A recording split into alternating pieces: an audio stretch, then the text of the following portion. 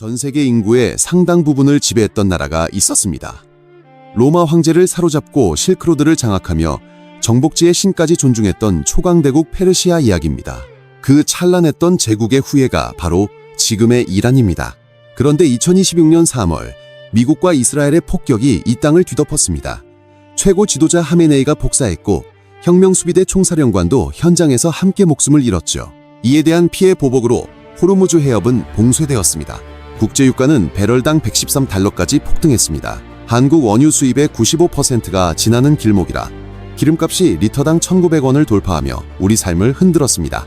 이란은 이토록 우리에게 직접적인 타격을 줄 수 있는 나라입니다. 여기서 궁금증이 생깁니다. 세계 최강이었던 제국은 어쩌다 지구상에서 가장 고립된 국가가 되었을까요? 위기 때마다 왜 스스로 문을 닫아 걸었을까요? 그 선택이 왜 2600년 뒤인 오늘날까지 이란 사람들의 숨통을 조이는지 몰락의 역사를 깊이 파헤쳐 보겠습니다.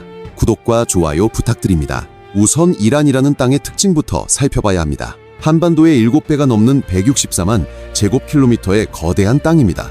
석유 매장량은 세계 4위, 천연가스는 세계 2위에 달하는 자원 대국이죠. 땅만 파면 돈이 솟아나니 탐내는 세력이 줄을 섰습니다. 문제는 지리적 조건입니다.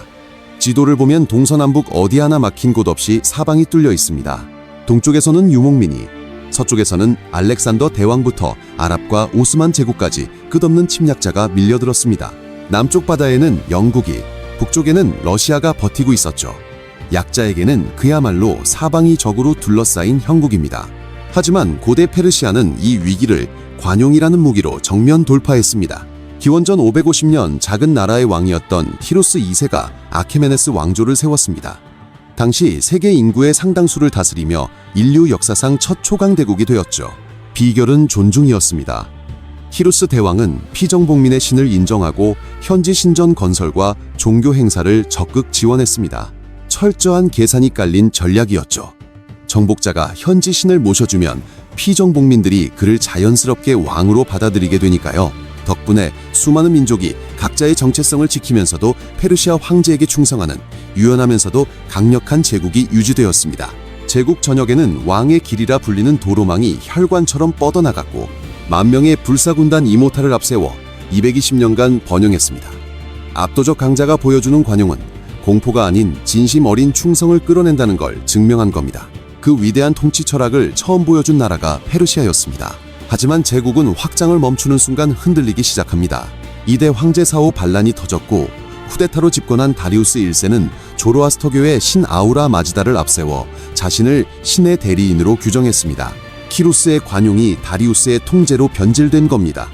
그러다 서쪽에서 그리스라는 작은 도시 국가들을 만나며 예상치 못한 난관에 부딪힙니다. 거대 제국의 군대가 번번이 패배하자 지방 세력들이 등을 돌리기 시작했고 결국 기원전 334년 마케도니아의 알렉산더에 의해 제국은 막을 내립니다. 하지만 페르시아의 혼은 죽지 않았습니다. 500년 뒤 사산조 페르시아로 부활해 로마 황제를 생포할 만큼 막강한 군사력과 경제력을 다시 과시했습니다. 문제는 로마와의 전쟁이 400년이나 지속됐다는 점입니다. 그러다 7세기경 생각지도 못한 곳에서 거센 폭풍이 몰아칩니다. 아라비아 반도에서 일어난 이슬람 세력이었습니다.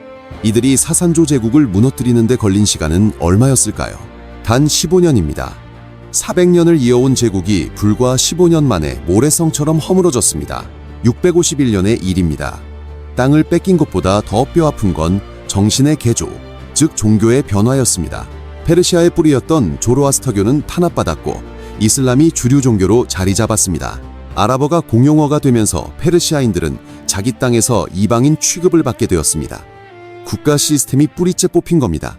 물론 초기 이슬람이 늘 배타적이었던 건 아닙니다. 아바스 왕조 때는 동서양의 학문을 융합하며 문화적 황금기를 누리기도 했죠. 그러나 이란 땅에서는 점차 이슬람의 폐쇄적인 색채가 강해지기 시작했습니다. 13세기에는 몽골군이 들이닥쳐 도시를 쑥대밭으로 만들었습니다.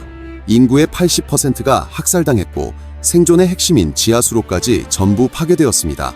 몽골 이후에는 티무르 제국이 침공해 이스파한에서만 7만 명을 사륙하고 해골로 탑을 쌓는 만행을 저질렀습니다. 이런 참혹한 기억은 이란인들의 마음속에 외세에 대한 극도의 증오심을 심어주었습니다. 제국은 갈갈이 찢겨 혼란에 빠졌죠. 그 아수라장 속에서 이스마엘 1세가 부족을 규합해 이란을 재통합하고 사파비 왕조를 세웁니다. 이는 이란 역사의 흐름을 바꾼 결정적 사건이 됩니다. 사파비 왕조가 시아파 이슬람을 국교로 선포했기 때문입니다. 이슬람은 크게 두 갈래로 나뉩니다. 바로 수니파와 시아파입니다. 창시자 무함마드가 죽은 뒤 누가 뒤를 이을지를 두고 갈라진 건데요.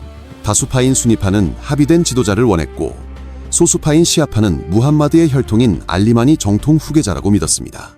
이스마일이 소수파인 시아파를 택한 이유는 분명했습니다. 서쪽의 거대한 수니파 국가 오스만 제국에 맞서기 위한 생존 전략이었던 겁니다. 오스만 제국에 흡수되지 않으려면 완전히 다른 정체성으로 나라를 통합해야 했고, 시아파의 저항 정신이 여기에 딱 들어맞았습니다. 시아파가 내세우는 알리와 그 후손들은 권력 투쟁에서 밀려나거나 비참하게 살해당한 인물들이죠. 그래서 억울하게 당한 자가 부당한 권력에 맞서 싸운다는 정서가 시아파에는 깊이 배어 있습니다. 이스마일은 이 감정을 이용해 사람들을 통합했습니다. 하지만 대가는 컸죠. 이란에 살던 수많은 수니파가 희생되고 숙청당했으며, 더 치명적인 결과는 바로 이 선택 때문에 이란이 이슬람 세계에서 영원한 소수자가 된 겁니다. 전체 무슬림 85%가 수니파인데 시아파를 택한 거죠. 이것이 바로 이란이 중동에서 왕따가 된 시작점입니다. 사파비 왕조에 대해 짚고 넘어갈 게 하나 더 있습니다. 울라마로 알려진 이슬람 율법학자들의 힘이 폭발적으로 커졌는데요. 우리나라로 치면 조선시대 성리학자들이 왕에게까지 쓴소리를 하며 국정에 개입하는 것과 비슷합니다. 비슷한 개념이지만 시아파 이슬람에서는 한 걸음 더 나아가 원칙적으로 종교학자가 왕보다 더 높은 권위를 가질 수 있습니다. 신의 뜻을 정확히 해석할 수 있는 사람이 나라를 이끌어야 한다는 논리죠. 이 개념이 수백 년간 커져서 마침내 오늘날 이란에서는 선출된 대통령이 아니라 최고 지도자라는 종교 지도자가 시스템의 정점에 서게 된 겁니다. 이걸 기억해두세요. 나중에 터집니다. 사파비 왕조가 무너지고 1796년 카자르 왕조가 세워졌습니다. 여기서부터 이란 역사상 가장 고통스러운 시기가 시작되는데, 산업혁명으로 총과 대포로 무장한 영국과 러시아가 양쪽에서 동시에 들이닥친 겁니다.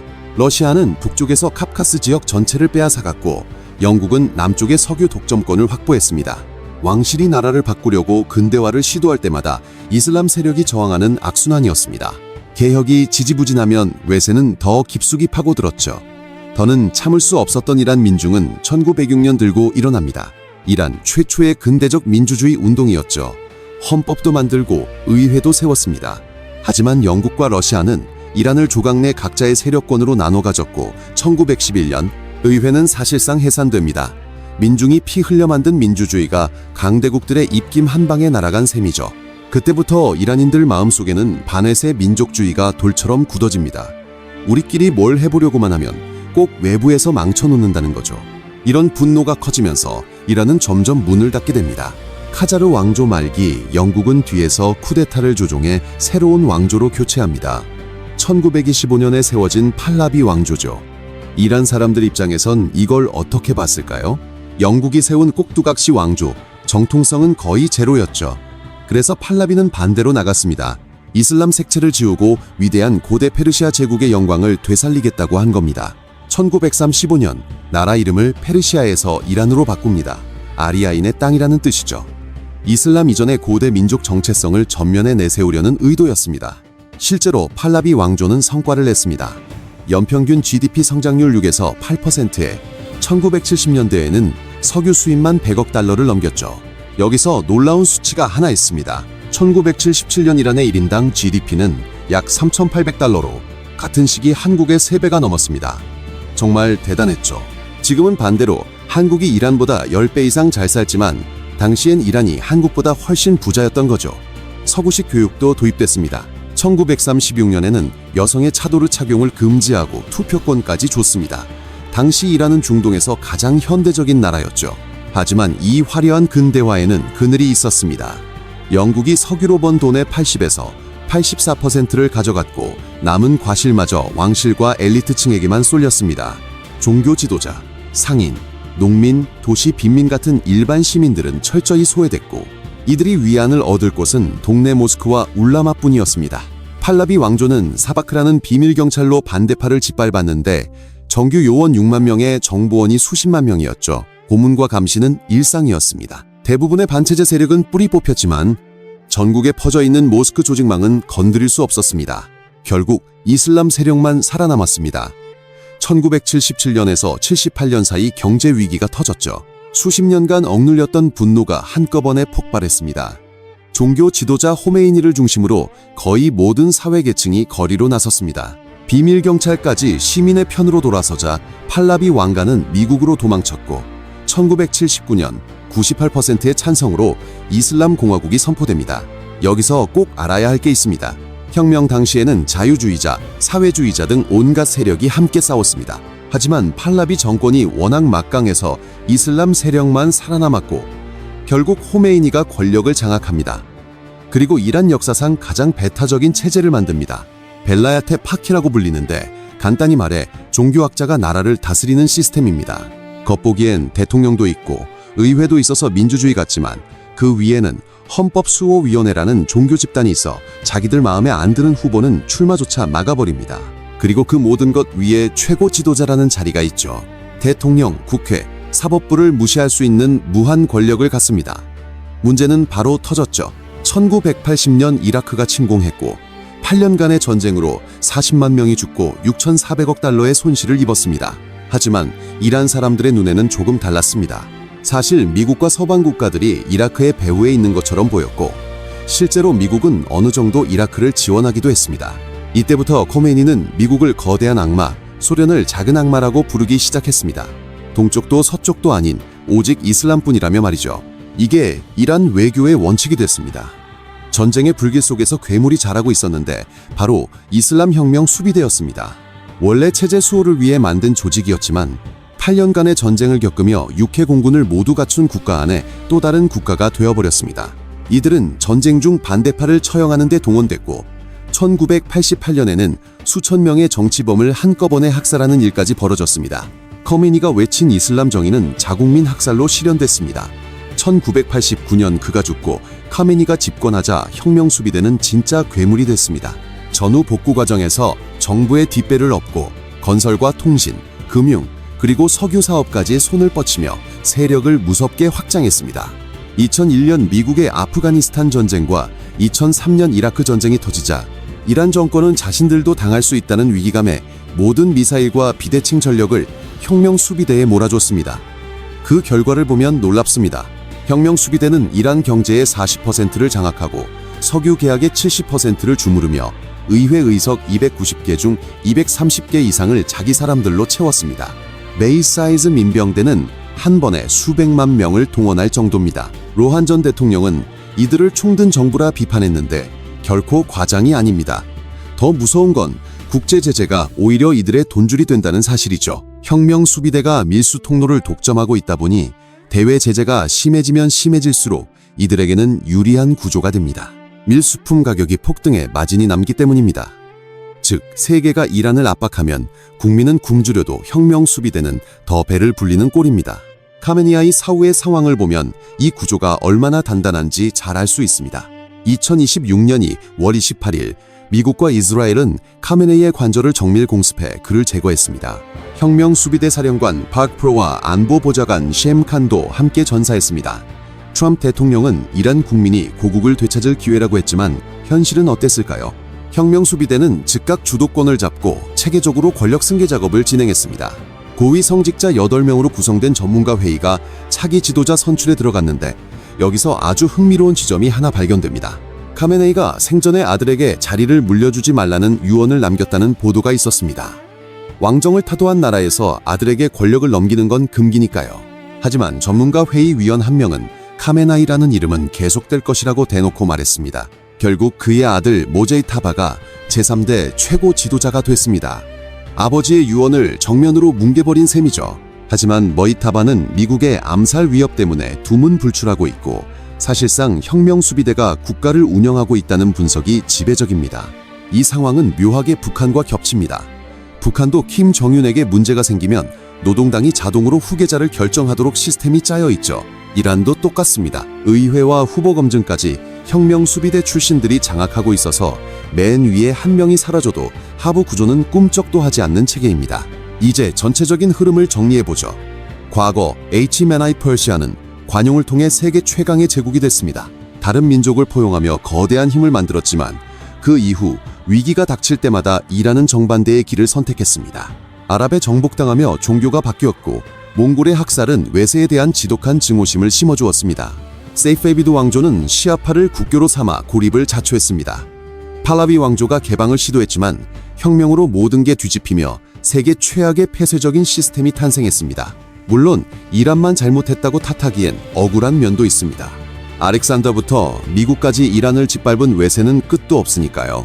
하지만 우리나라도 식민 지배와 전쟁을 겪었지만 개방을 선택해 세계 12위 경제대국이 됐습니다. 결국 위기 앞에서 문을 열었느냐 아니면 굳게 걸어 잠갔느냐가 오늘날의 운명을 가른 결정적인 차이였습니다. 앞서 말했듯 1977년만 해도 한국보다 3배나 잘 살던 이란의 1인당 국내 총생산은 이제 3,900달러 수준입니다. 한국의 10분의 1도 안 되죠.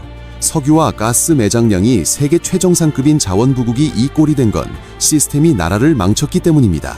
일자리가 없어 고학력 청년들이 해외로 탈출하고 한 번 떠나면 다시는 돌아오려 하지 않는 나라가 되어버렸습니다. 돌아올 이유가 없으니까요. 이게 2026년 현재 이란의 모습입니다. 앞으로의 미래는 크게 3가지 시나리오로 나뉩니다. 가장 유력한 건 혁명 수비대가 모제이 타바를 내세워 지금의 강경 노선을 그대로 유지하는 시나리오입니다. 희망적인 건 핵 협상이 재개되어 경제를 서서히 개방하는 것이지만 솔직히 지금 분위기로는 쉽지 않아 보입니다. 설상가상으로 미국과 이스라엘의 갈등이 길어지면 경제는 완전히 붕괴하고 이란은 중동의 거대한 독점 체제로 고착될 위험이 큽니다. 하지만 이란 사람들도 가만히 앉아 당하고만 있지는 않았습니다. 2025년부터 이어진 시위에서 혁명 수비대가 10,000명 넘게 학살했음에도 시민들은 멈추지 않고 거리로 쏟아져 나왔습니다. 시위대 중에는 이슬람 혁명 때 쫓겨난 팔라비 왕조를 그리워하는 구호까지 등장했습니다. 현재 체제에 대한 환멸이 그만큼 극에 달했다는 뜻이죠. 게다가 국민을 억압하는 수뇌부의 자녀들이 서구권에서 호화 유학을 하며 부동산 투기를 일삼는다는 사실에 이 위선적인 시스템에 대한 분노는 폭발 직전입니다. 2600년 전 키루스 대왕이 관용의 정신으로 일궈낸 위대한 제국. 그러나 그 후손들은 이제 세계에서 가장 비극적이고 병든 시스템 속에 갇혀 살아가고 있습니다. 개방에서 고립으로, 자유에서 억압으로 변해온 이란의 역사는 위기가 닥쳤을 때 내린 선택이 한 국가의 운명을 얼마나 처절하게 결정짓는지 명확하게 보여주고 있습니다. 이란 민중의 간절한 열망이 이 거대한 권력 구조를 뒤엎는 불꽃이 될지, 아니면 잔혹한 압제 앞에 다시금 허망하게 꺼져버릴지는 결국 흐르는 시간만이 증명해 줄 것입니다. 하지만 한 가지 분명한 사실이 있습니다. 문이 굳게 닫히는 순간 제국 또한 무너지고 만다는 사실입니다. 이란이 걸어온 2600년의 역사가 이를 똑똑히 증명하고 있습니다. 오늘 영상이 유익하셨다면 구독과 좋아요, 알림 설정으로 저희 채널을 응원해 주시기 바랍니다.